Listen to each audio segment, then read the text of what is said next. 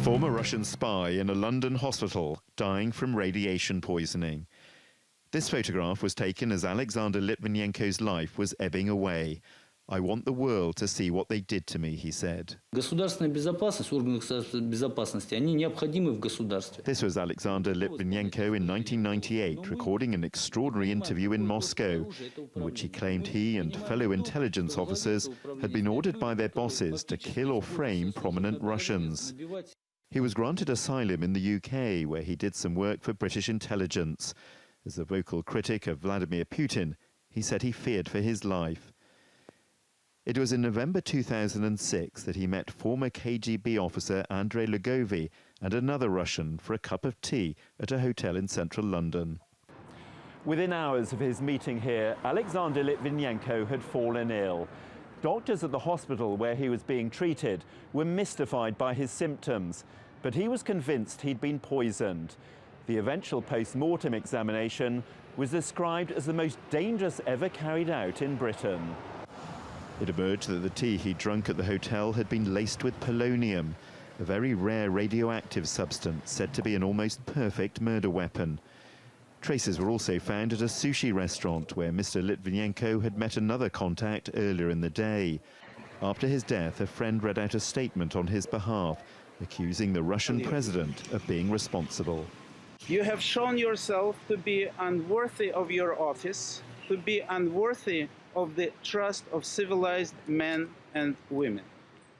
You may succeed in silencing one man, but the howl of protest from around the world will reverberate, Mr. Putin, in your ears for the rest of your life.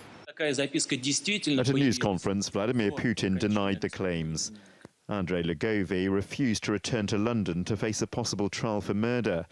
He accused the British intelligence agencies of fabricating evidence against him. Any document which the British Secret Services get is falsified, deceitful and only aimed at whitewashing them, because they missed the moment their agent was killed in the centre of London, maybe with their help. Relations between London and Moscow have remained strained since Russia refused to hand Mr. Lugovy over. And such is the loathing there for Alexander Litvinenko that soldiers even use his image as a target in firearms training. Jon Brain, TRT World, London. Well, Alexander Litvinenko's son, Anatoly, says he just wants to know the truth.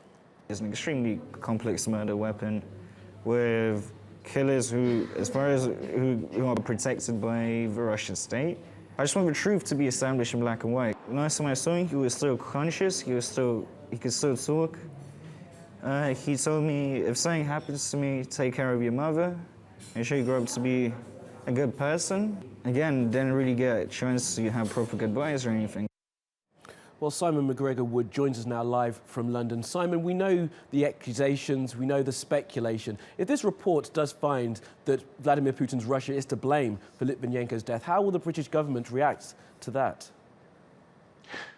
Well, that is a very important question, and it puts the government in a difficult position here because morally and emotionally, the British government will be under enormous pressure, certainly from Litvinenko's widow, Marina, and his son, who we've just heard of, to pursue tougher sanctions against the Russian government and those associated with this crime, depending on who is fingered by this report, which we expect the details within about an hour or so.